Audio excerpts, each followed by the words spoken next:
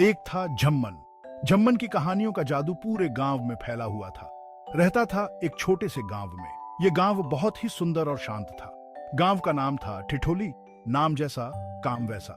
यहाँ के लोग हमेशा हंसते और मुस्कुराते रहते थे। ठिठोली गांव में सब हंसते रहते थे। क्यों? क्योंकि यहाँ का माहौल ही ऐसा था। क्योंकि वहां रहता था झम्मन। झम्मन की कहानियां और चुटकुले गांव वालों के दिलों में बस गए थे। झम्मन था ही ऐसा।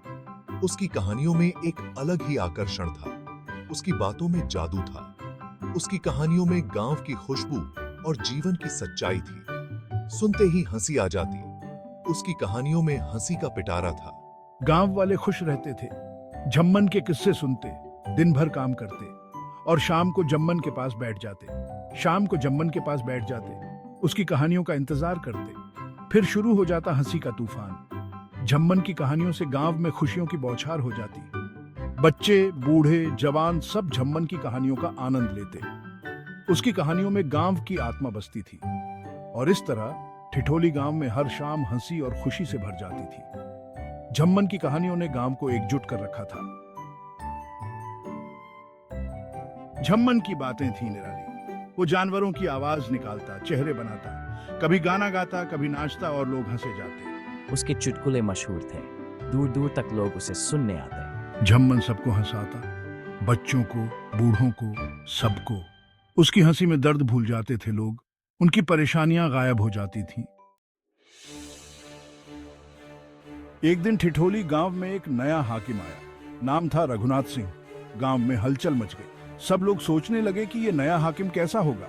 क्या वो हमारे साथ अच्छा व्यवहार करेगा या फिर सख्त होगा। रघुनाथ सिंह बहुत सख्त था। उसकी आंखों में एक अजीब सी कठोरता थी। उसकी चाल ढाल से ही पता चलता था कि वो किसी भी तरह की ढील नहीं देगा। उसे हंसी मजाक पसंद नहीं था।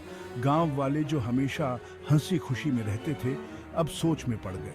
क्या अब हमारे गांव की खुशियां खत्म हो जाएंगी? वो हमेशा गुस्से में रहता। उसकी आवाज में एक कठोरता थी जो गांव वालों को डराती थी। हर कोई उसकी नाराजगी से बचने की कोशिश करता। सब लोग डर गए।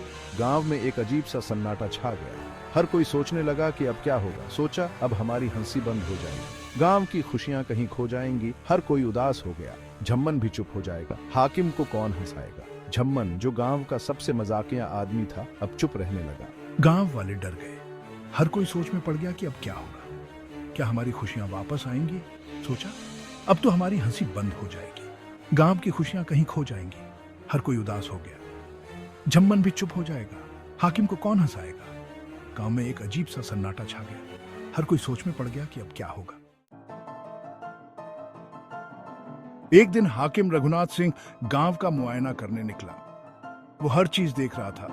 गांव वाले डरे हुए थे। तभी उसकी नजर झम्मन पर पड़ी। तुम क्या करते हो? हाकिम को गुस्सा आ गया। बोला, S1 media man laughing heartily, villager with a big smile, person in traditional attire laughing. मैं लोगों को हंसाता हूं। हंसना हंसाना छोड़ो, काम पर ध्यान दो। झम्मन चुप हो गया। गांव में एक अजीब सी खामोशी छा गई थी। हर कोई उसकी हंसी और मजाक को मिस कर रहा था। गांव वाले उदास हो गए। उनकी जिंदगी से जैसे रंग ही गायब हो गया था। हर तरफ बस उदासी और मायूसी का माहौल था। हाकिम को लगा उसने अच्छा काम किया। उसे लगा कि गांव में शांति और अनुशासन आ गया है। लेकिन कुछ दिन बाद हाकिम खुद उदास रहने लगा। उसे महसूस हुआ कि गांव की रौनक कहीं खो गई है। उसे गांव में कोई खुश नहीं दिखता था। हर चेहरा बुझा बुझा सा था। हंसी की गूंज कहीं खो गई थी। एक दिन वो झम्मन के पास गया। बोला, सुनो, मुझे हंसा सकते हो? तुम्हारी हंसी की बहुत याद आ रही है। जरूर हाकिम साहब, मैं तो हमेशा तैयार हूं। फिर क्या था? झम्मन ने ऐसी ऐसी बातें की कि हाकिम खुद को रोक नहीं पाया। हाकिम जोर जोर से हंसने लगा।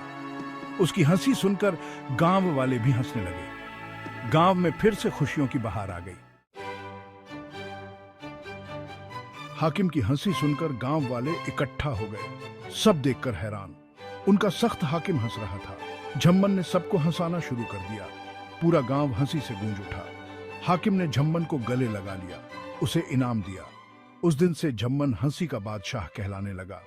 ठिठोली गांव में फिर से खुशियां लौट आईं।